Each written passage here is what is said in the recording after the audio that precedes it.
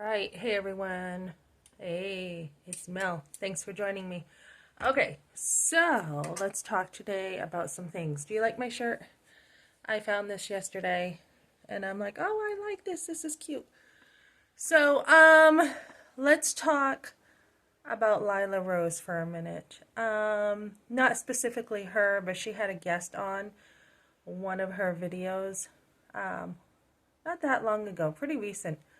Her name was Erica, and she's got these books out about how important it is for moms to be home with their babies the first 3 years, right? So, um, the thing that was startling to me, and I put this on my Facebook and in my community post, is that she also talks about restrictions, being careful of having restrictions on abortion. Because some women, adolescents, when they're young, basically when they have a baby too young, the child grows up because the mother isn't equipped. The child grows up unwanted. So basically, you're better off to kill it. And I was just startled. I was absolutely amazed that Lila did not address this. I don't know if she didn't know or what, but we do not in the pro-life movement think like this. A lot of comments on there. Somebody commented with me like, oh my goodness, I didn't, is she really pro-choice, this woman? She advocates for children to be well cared for, but it seems like abortion is okay in some situations with her. She basically feels if you're going to have kids, then make sure you choose to have kids and you do a good job. But if it's too hard for you, basically, don't worry about it. This shirt, I'm getting hot in already. Woo! Okay. I think it was a hot flash. I'm okay.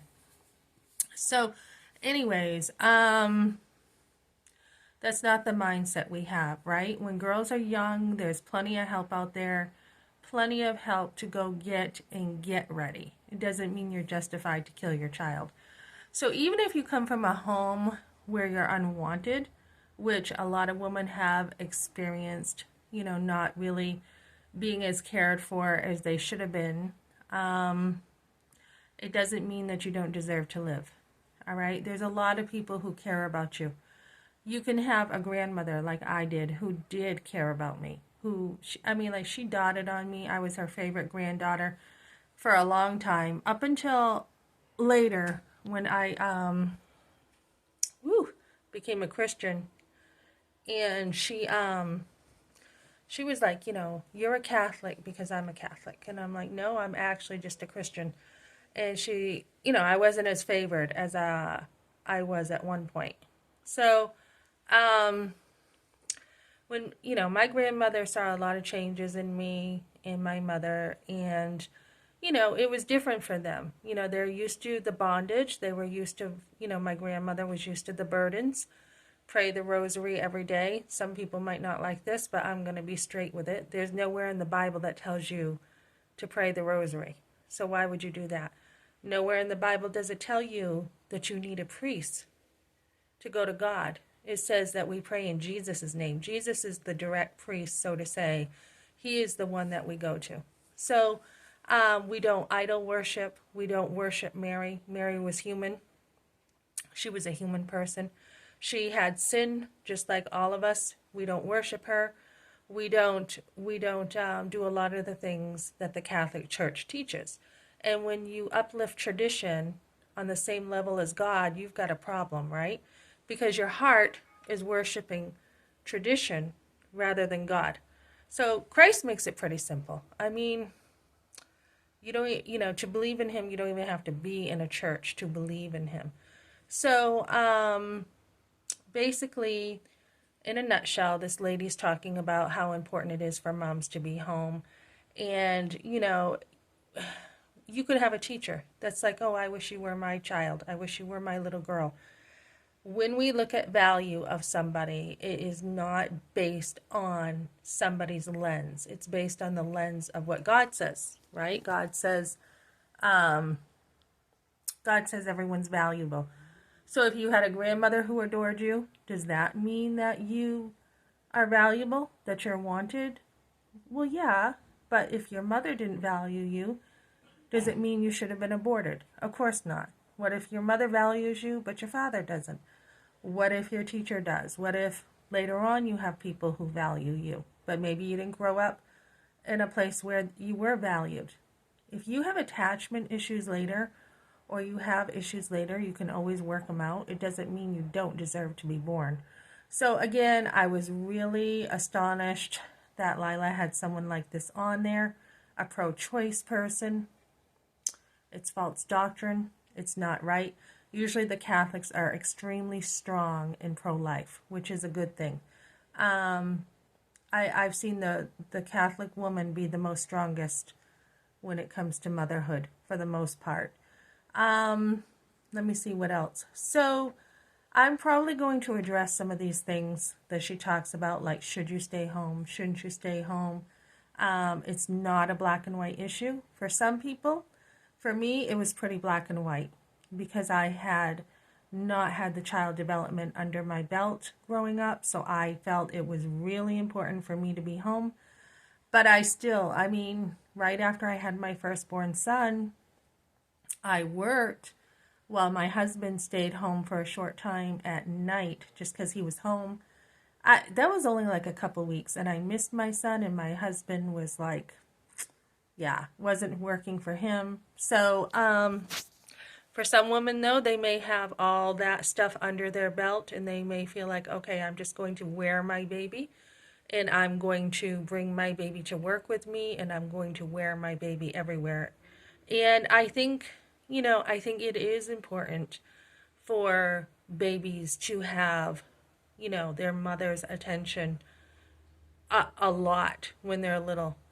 Absolutely. I think it's all in how you do it. I think there's different situations. But I'll be talking more about the development of children and how important it is for a mother to be there for their children. Whether you work or whether you don't, it is vital that children have you there in their life pretty much all the way up. I thought, okay, the time they're 5, nope. The time they're 10, you can work full time. You may be able to be creative, but your kids need you still. Pretty much all the way up, even in the teen years, your kids still need you, which was surprising to me. It really was, and into young adulthood. And then after that, I mean, you're good to go, but you have all your life to work. You have until your 70s to work. So anything that you didn't have, that you sacrificed before, you can have later. So for example, I was left here, left by my husband pretty much with nothing. $1,000 to my name. I got here with Zippo. He was sending money at first, and then at 120, that was nothing, right? And I've always been very self-sufficient.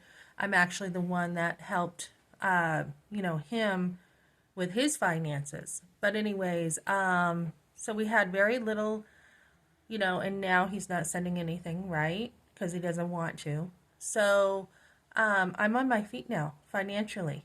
I'm on my feet, and I'm working, and I'm making money, and I'm doing just fine. So when things happen, and they always will, whether you have money or whether you don't, things will always happen. My vehicle needs repairs. I'm going to have it looked at tomorrow. So that will be another setback. But you can always do something about your money. Always. But you cannot ever get that time back with your kids. It's just, when they're older, they don't want mom around much. And yesterday I was in a Bible study with one of my sons, and he didn't even want to sit by me because he thought I, had cooties, basically. And we all laughed about that. But when they're older, they don't want mom around as they get a lot older, and they don't need you. And, you're free to, do what you want. And that's pretty much what the golden years are in a marriage. You're free to be free of your responsibilities and enjoy, your life at, in a different place than when you were younger and you were still under your parents. You're now freer, especially midlife, to do whatever you want that you didn't get to do years ago. So that's what I got for now, ladies. I will be talking about the development and using this ladies material to talk about some good, solid teaching on mothering. Okay, thanks for joining me.